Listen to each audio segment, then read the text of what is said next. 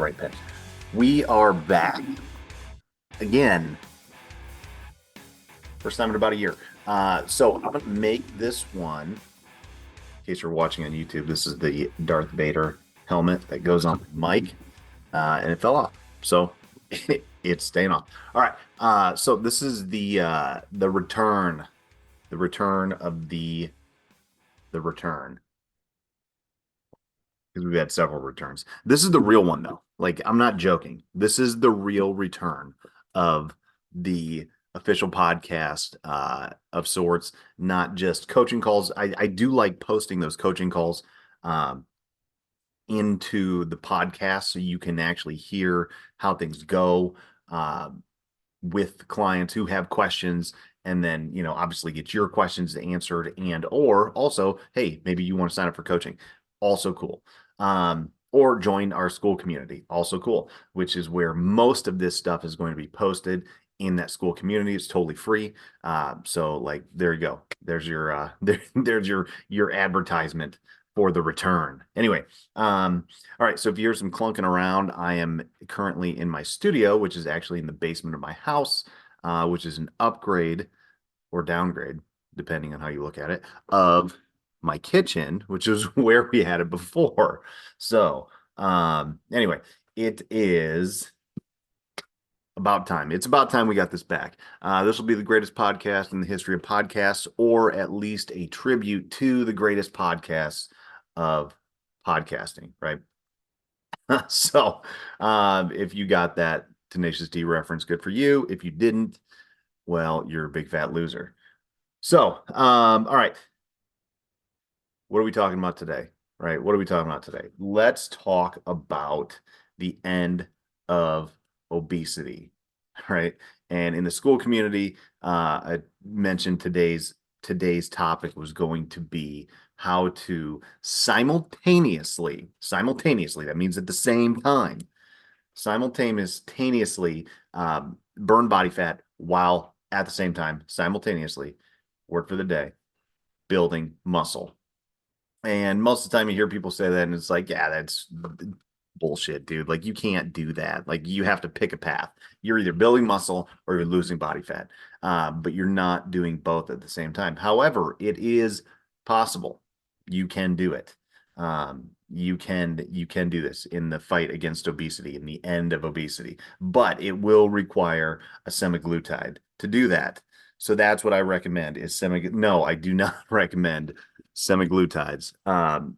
Side note, I heard a stat, and granted, it was on social media, so I don't know if it was entirely accurate, but I heard a stat regarding the use of semiglutides, and I got to get a doctor on here to discuss this stuff because it's super concerning that like 60% of all Americans, that sounds like a lot, is on some sort of semiglutide, or maybe it was like some sort of weight loss prescription drug or something to that effect. And I was like, that's fucking nuts to think that that many people are taking stuff like that, like semaglutide. I'm trying not to use the brand names, um, so maybe the six people that are listening to this actually hear it, and it doesn't get banned, um, or blocked or whatever. So, yes, I mean it was enough people are using it where uh, they made a South Park episode about it, like the end of obesity special, which was hilarious. Okay. Hilarious take on the use of Ozempic and Ozempic parties. Like, is that a real fucking thing? Ozempic parties that suburban moms are just shooting up left and right. Um, yeah, anyway, so like, you got to remember with that, there's more and more people are saying that the weight that is being lost from use of those weight loss drugs, the semaglutides, is total body mass. It's some body fat and a lot of lean tissue, a lot of muscle mass. So are people losing weight? Yep. But they are losing all the weight, even the good weight. and that's going to have downstream negative effects. Like you can for sure count on that. There's no way that you can say, "Hey, I'm going to lose half my muscle tissue," and there's not going to be a downstream effect. Like especially in a profession that requires you to have said lean tissue for multiple reasons, right? All the good stuff that that that your muscle does for you, right? Uh, you're just getting rid of it. Like that is not a good practice. That's not a good thing, right? If you think from the standpoint alone of like muscle is the number one primary place for glucose disposal, right? So that means like whatever like sugars you put in, right, is going to get converted into glucose, and then like a lot of it, bulk of it, is going to be stored in your muscle mass as glycogen, right? And that provides energy and all kinds of stuff. And protein has the same kind of effect. It's just a little bit different of a process. But if you do not have the tissue, your muscles will not be able to sop up that insulin, and then like in that, and it's gonna keep your blood sugar elevated, I would think. But you're not gonna dispose of it, right? So like I don't know. And there's supplements that you can take that are glucose disposal agents. So if you take them after a high carb meal, it'll help dispose of them. I don't know enough about them to talk any more intelligently, but um, anyway, the downstream effects of what we're going to see from the fallout of massive, rampant, um, irresponsible, I would say, um, prescription drug use and abuse. Because these things probably have decent uses. They probably are really effective for people that like need it. Like if you are super morbidly obese and most of your body mass is body fat, then I would say, yeah, maybe, like my non-medical opinion here, like that seems like it would be reasonable. But if you have like normal-ish muscle tissue and you're just trying to drop 20, 30 pounds even, like that's I I wouldn't say that would be your go-to. That seems ridiculous.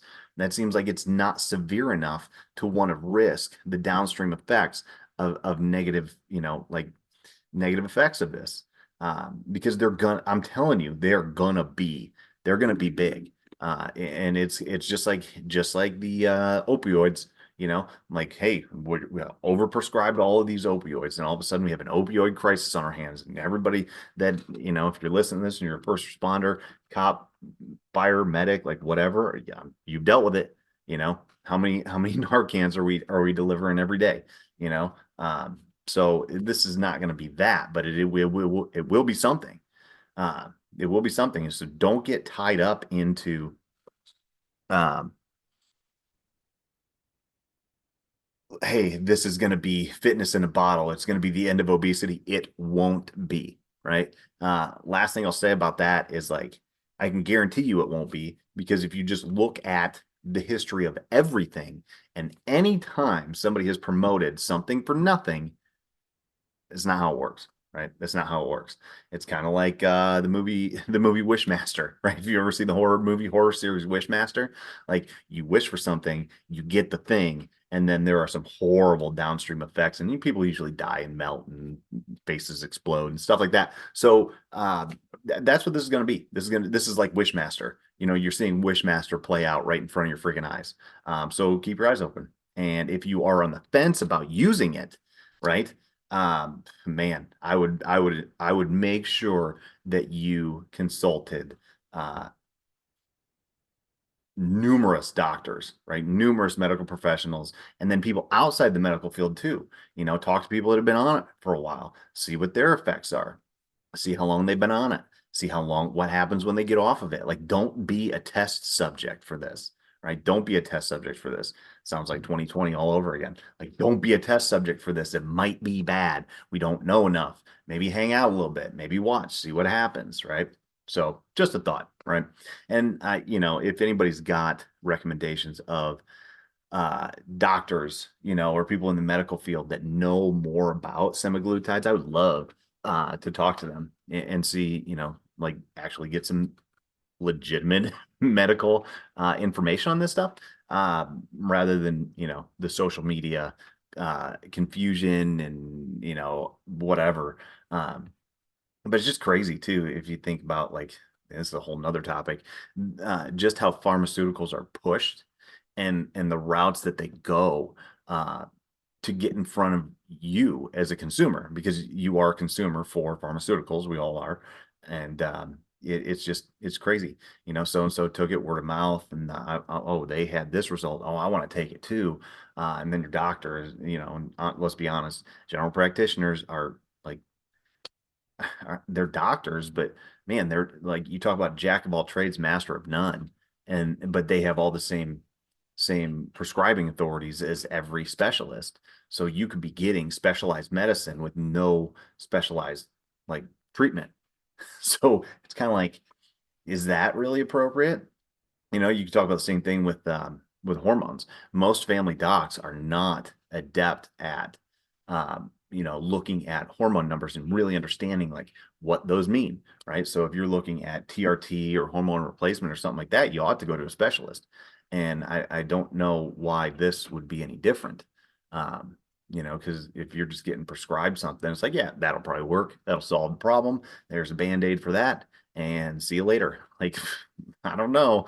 Like, that's a lot of stuff. Like, it's not just a one and done. Like, this is a constant work, and you got to stay on top of it. Just like hormones and TRT, stuff like that. Like, you got to stay on top of those numbers because they change, because you change, you know? So, all right. End of that. End of obesity. You guys got that down. All right. So what are we discussing today? All right. So from a tactical standpoint, I think there's some stuff that is worth talking about. So, like, going back to the original topic, um, can you build muscle and burn fat at the same time? Yes, you can, and it does not require a pharmaceutical to do that. But how do you do it, right? How do you do it? Because it is difficult. It's a little bit more nuanced than just uh, picking a path, right? You either want to get lean and get shredded, or you want to gain weight. Like, one requires a caloric deficit, the other one requires a caloric surplus. It means you're eating more than you're burning, or you're burning more than you're eating. Okay. So obviously, if you want to lean out, you need to burn more than you eat, right? It's a simple-ish math equation. For the most part, now there is a lot of stuff, especially in stressful jobs and shift work, stuff like that, where maybe 1 plus 1 doesn't equal 2 here. And you might be in a deficit and might not be working right there. And that's when it's like, hey, it's time for blood work, that kind of stuff. So anyway, but generally speaking, like, you want to lose body fat, you need to eat in a deficit consistently. And if you want to gain muscle, that requires a surplus, right? And you're going to have a little bit of body fat gain with that typically. So now, how can you do it at the same time? Um, One, the stars kind of have to be aligned. So you have to be, like, in a good place before you start, right? You can't be, like, suffering from, like, illnesses and stuff like that. You can't be out of whack, like, um, with that kind of stuff. But here's what you got to do, right? You have to eat high protein in a deficit. All right. And a progressive deficit where you're kind of dropping, like, 10-20% at a time. Over time, I think works best, right? So that way it's not just a total shock, and it's like a progressive, just like wading into the waters with it. Plus then it's more effective and efficient too. Um, because, like, jumping into a 30-40% cut, like, isn't sustainable for longer than a week. You'll want to kill everyone around you, and then all of a sudden you binge, right? So, like, you get in this space where it's like, hey, I'm in it, I'm 100% all go, full send. And then it doesn't work, right? It doesn't work long term. And that's what you need in order to create that sustainable deficit, is you need it to work long term. And long term is relative. Like, we're talking, like, 4 weeks progressively, 8 weeks progressively, and then get out, right? And that's, this is a kind of another conversation, but the best way to deal with a deficit is attack it aggressively, able to be sustainable, right? And then bounce out, right? And get back to maintenance. and you're in and you're out, and you're in and you're out, and you're in and you're out. And then next thing you know, like you've spent enough time at maintenance deficit, never in a surplus, and boom, losing body fat. Okay. Um, all right. So how are we doing this? Right. We are eating requisite protein, right? So at least body weight protein and in a calorie deficit. So the way that we typically do things is we'll go like, I just use multiplier method. It's nice and simple. It doesn't require a whole lot of knowledge on like, you know, these other like base metabolic rate like calculators, stuff like that. You can find them online everywhere, but I just like the calculator method. It's very simple. We have a sheet, like a Google Doc that we can send you if you're interested, and it does it for you. You just plug the numbers in. So basically, like we say between 10 and 12 times your body weight, and then you eat grams of protein at level of body weight, right? Like 1 to 1.2 grams per pound of body weight is your protein level. That's going to take up most of your calories, and then the rest of it is carbs and fat, right? So you got to do a little bit of tracking here. Okay, the more tracking you do, the better it's going to be when you're talking about like wanting to, especially this, because you have to be pretty focused with making sure that you hit the protein level and stay in your calories. And if you do that, like, and your resistance training, right? You got to be resistance training 3 days a week, more or less, right? It doesn't have to be like killer workouts, but we got to be resistance training. You got to be pushing, time under tension and that kind of stuff in order to create the stress for the adaptation of muscle growth, right? And as long as you're getting the protein in, the muscle synthesis, the protein synthesis will occur. And if you're staying in a caloric deficit, then you will also burn body fat, right? So 3 days a week, resistance training, if you can tolerate it, if you're doing well with it, and then steady state cardio, man. Like that's a training, um, and that's going to be like 3 days a week, and like get up first thing you do, hammer out 20 minutes of cardio. Now what we're going to get into is how to do that and stay in the zones that you need to be in, right? Because this is important too. So from a dietary standpoint, like that's basically it. Like keep your protein at a requisite number, body weight, right?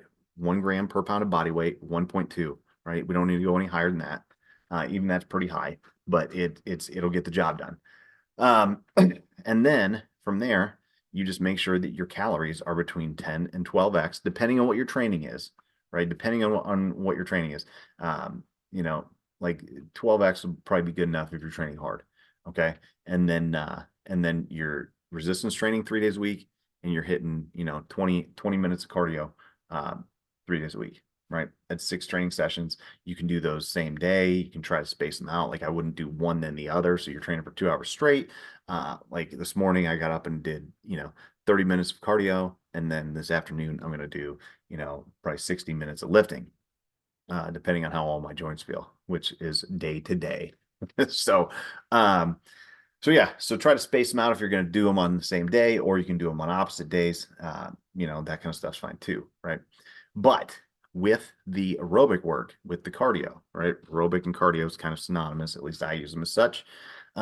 You're going to need to understand like zones or gears. Like I use the gear terminology. I just kind of like it better. It makes a little bit more sense to me. But so let's talk about those, right? Because we have to understand where you need to stay. And for the most part, like you really just stay in gear one, which is a low aerobic nasal breathing pace. Maybe gear two, which is a slightly more stressed nasal in, nasal out breathing pattern, right? And in these two, right, we're talking 5 total gears. So first 2 gears are nasal breathing only. This is important, right? Because base level, this is without like, hooking yourself up to machines and getting VO2 maxes and that kind of stuff. Like if you just want an easy, like rule of thumb that, like when you're breathing through your nose, you're in your aerobic system. And the fuel that your aerobic system is using is oxygen, number one, and fat, number two. right? You're not touching carbohydrates, not yet. Typically, right? Everybody's going to be a little bit different with their metabolism, but typically, this is like generalized speaking here, right? Uh, you're going to be aerobic and it's going to require oxygen for sure. And, you know, you're going to be mobilizing fat. Okay. Um, Nasal breathing pace, right? That's important. The nasal breathing will keep a restrictor on your pace. Typically, when people do cardio, do steady state, especially if they're trying to get leaner, they go too hard, you know. And if you get upwards into gear 3, gear 3 is like a threshold. It's a threshold marker, right? You know, if you think gear 1 is easy nasal breathing, right, where you're just kind of like sitting, just 2, 3 seconds in, 2, 3 seconds out. And then gear 2 is this zone 2 cardio. This is still, you know, this is still aerobic, but it's a little bit more pressured. It's a little bit more. And then gear 3 is going to be, you know, threshold, like nasal in, maybe nasal out, but probably mouth out, right? And it's going to be one that's going to be more pressured. So if you are staying in a nasal breathing pace, then it's probably going to be like you're snotting everywhere and stuff like that, which is fine too. I use that a lot. Not the snot, but the gear 3, right? Um, you know, it's right at that threshold between aerobic and anaerobic, right? And you know, it's not bad to stay there, but if we're trying to just create like a depletion workout, or like, you know, we're trying to deplete um, our our stores of energy prior to lifting, right? So it increases the deficit, right? We're creating a bigger deficit through movement uh, in order to, you know, like mobilize body fat, okay? Uh, then you don't have to be at that threshold level, right? You don't have to be. It's not going to help you really anymore. It might hurt you, okay? Um, because once we start getting into mouth breathing, then we start talking about like, hey, we're probably utilizing carbohydrates more, and maybe we don't need to or want to, right? Um, it's also going to, when you start talking about like moving into anaerobic, now you're starting to talk about like sympathetic uh, nervous system response, which is stress response. Okay. When you talk about gears 1 and 2, that's basically lower aerobic system. You're not going to be stressing your nervous system as much. It's going to be more parasympathetic, more relaxing, right? And just getting your heart rate and cardiovascular system like mobilized to, you know, turn everything on and that kind of stuff.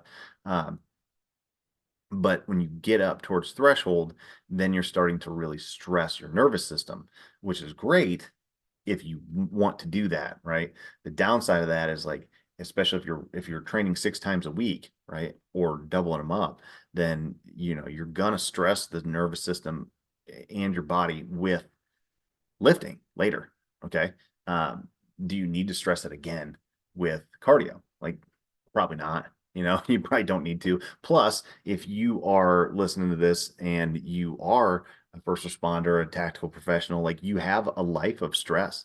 Um, so adding more to it usually isn't a good plan. It's just not a great plan, especially long term. So you have to manage that stress. You can't just go hard all the time and think like, oh yeah, the harder I go, the better it's going to be. That's not it.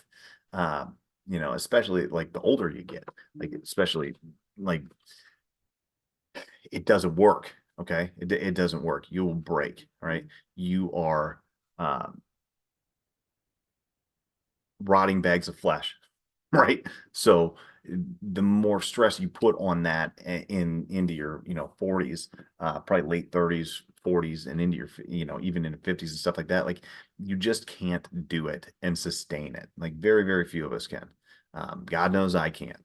So you have to learn how to utilize volume appropriately. And that comes with intensity, volume and intensity. Those are knobs that need to be turned. But how do you do it, right? And I'm telling you, this is how you do it. Like you modulate it with understanding zones and gears. of aerobic system versus anaerobic system, and understanding what that does to your nervous system, right? All right, so we got gear three, which is like a threshold, nasal in, nasal out hard. This is a very hard thing to maintain at a nasal pace, and it's basically your restrictor. This is your restrictor between aerobic and anaerobic. And once you start breathing out of your mouth, you're going to shift into your anaerobic, and it's going to start mobilizing more carbohydrates. It's going to start like increasing cortisol levels, that kind of stuff.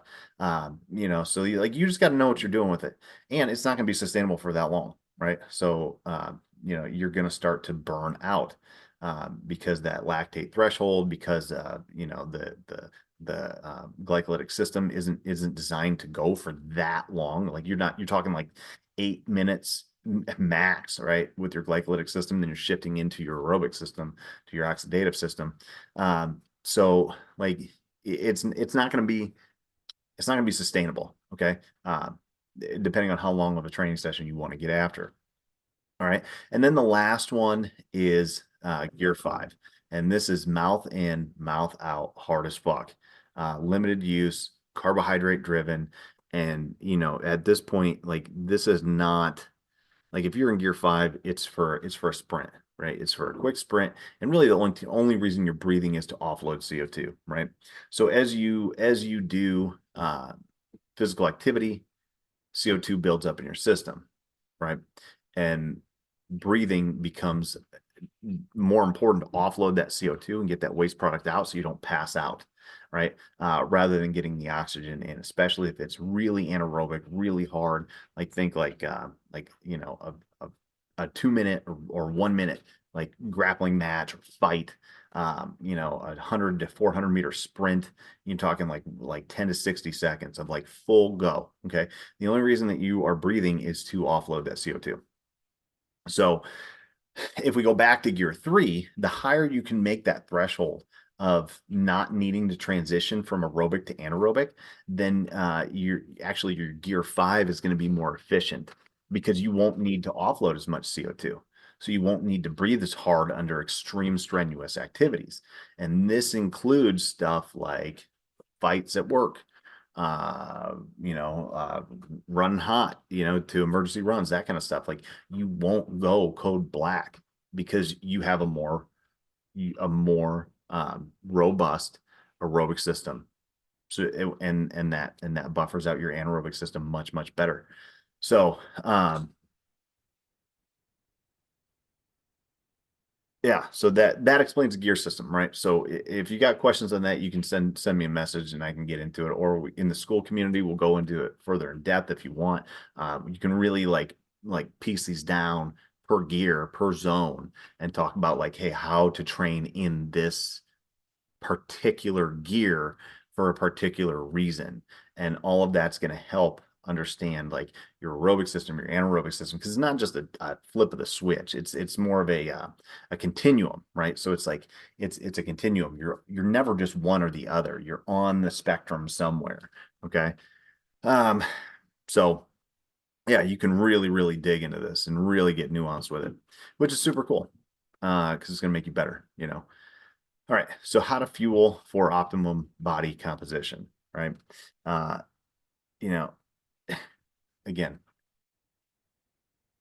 we're talking about going back to kind of the nutritional protocols that I mentioned earlier. High protein, moderate fat, and then carbs needed for performance and stress. Like that's like I mentioned earlier, like you got to get your calories, know what your calories are. So 10 to 12x body weight. And then from there, you take your body weight and you just do that in grams of protein. And then, how do we navigate, fats and carbs? Okay. And really it all boils down to like moderate fats and carbs for as needed. And the harder you train, the more sprint work you do, jujitsu, CrossFit, like intervals, sprint intervals, that kind of stuff. You may need more carbohydrates in order to recover from that. Um, so where do you put the carbs, right? That's the question. Because your body's going to utilize carbohydrates in and around workouts way, way better than anywhere else, right? So you put those as much as you can after. Okay. If you're really concerned about performance, then you can put some before, and it's not going to have like a super bad effect. It'll help you. You'll feel better while you're training. But you want to put most of it afterwards, and that is just again going back to that, like what do muscles do, right? Muscles soak that stuff up like a sponge, and it's going to put that glycogen right back where it needs to go, and it's going to help you heal and not be sore and that kind of stuff. So the more carbs you can put after training, the better. Okay. This is an extreme circumstance, but I heard an athlete one time who was an endurance athlete, and they were a full keto, right? Always checking, always making sure they're still in ketosis. And they were consuming 400 grams of carbs a day, which is heavy. That's a lot of carbs. That's a lot of carbs. Okay. But how are they doing that and still staying in ketosis? One, they were training like a motherfucker. And two, they were putting almost all of their carbs in and around their workout window. So that's gonna make sure that you do stay in that state, especially if you're training that hard and you're putting them all at the right point. All right. Um, yeah. So, oh, shift work, right? Let's talk about shift and stress. And like I said, you can't fight fire with fire when it comes to stress. Your body doesn't understand the difference between a hard workout that you did and a hard call that you just took, right? A fight that you got into versus an almost fight you got into. Like your body doesn't understand the difference, and you get that same dump of hormones and cortisol, neurotransmitters, all that. Whether you got into a verbal argument with somebody on a run, and you were like razor thin, almost got into a fight, versus you actually got into a fight. Your body doesn't know the difference. All it knows is that there was a stress, and I had to mobilize defense. Okay. Um, so if you have a shift like that, then you have to treat that like a workout. So if you start to use carbohydrates post shift, like that would be good. Okay, that's good. If you didn't have a super stressful shift and you didn't feel your nervous system ramping up, um, going sympathetic, going fight or flight, then maybe you don't need to worry about it as much. But if you did, then you do, right? Then you do, because you have to monitor those cortisol levels. And when you ingest carbohydrates, right, it spikes your insulin, and then that lowers cortisol. You got to think insulin and cortisol are on opposite ends of the teeter-totter. Um, So chronically elevated cortisol levels will lead to inflammation and bad shit. But here's the thing, like you can't build muscle without it. So you have to have some cortisol. You have to have an appropriate level to create an anabolic environment in your body, but it can't be all the time because that won't work. That'll inhibit muscle growth. That'll inhibit what you're trying to do.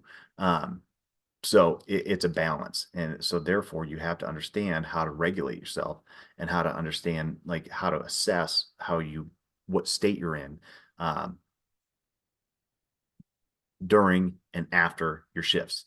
That is huge because then that's going to dictate what happens with your training environment and your actual workouts that are going to occur before or after that, right? That's where it's like, should you train before shift? Should you train after shift? Well, that's up to you and your schedule and what you need to do. But from a nutritional standpoint, man, if you're going to train before shift, then I would say like you need to like really get some carbohydrates in, and after your training session before your shift, and then definitely again afterwards.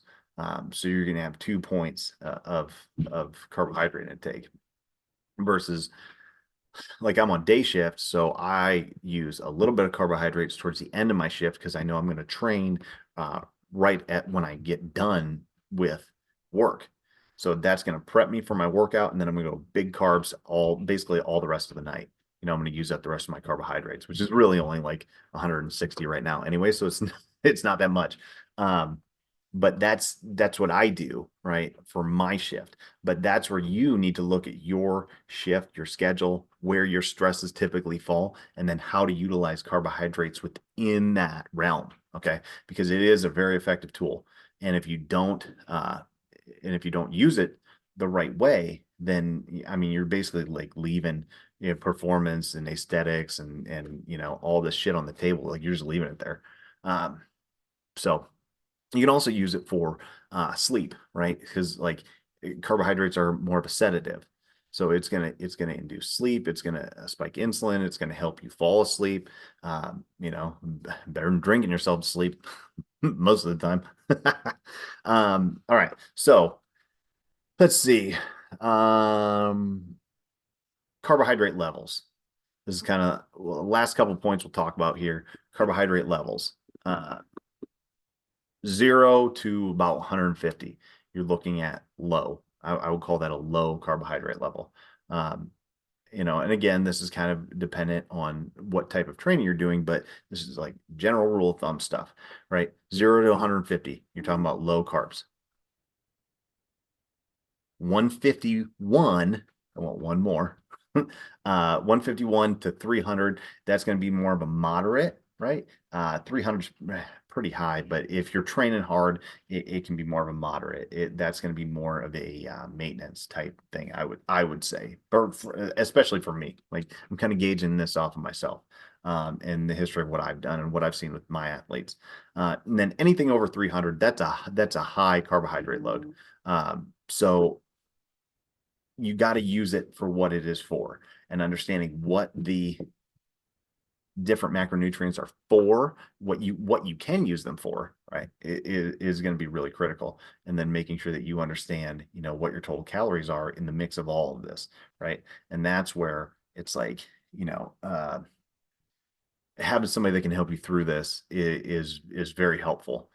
So at least getting into like the school community where you can ask questions, or like getting into a coaching program is very, very, very helpful in order to just close that knowledge gap. And it's like, all right, so counting macros seems overwhelming, but is it really? It doesn't have to be. Like you can get as nitty gritty with this as you want.